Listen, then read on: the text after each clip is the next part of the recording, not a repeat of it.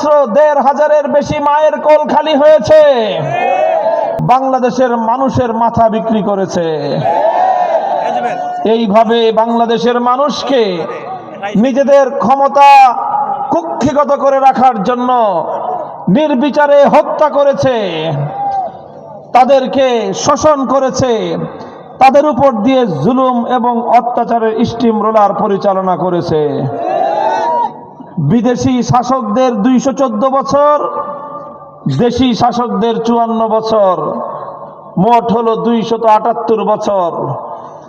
এই 278 বছরের শোষণ, বৈষম্য, অবিচার, অত্যাচার থেকে মুক্তির আকাঙ্ক্ষা নিয়ে 2024 সালের একটা বিপ্লব হলো। সেই বিপ্লবে নেতৃত্ব দিল এদেশের ছাত্র সমাজ, সেই বিপ্লবে নেতৃত্ব দিল এদেশের তরুণ সমাজ।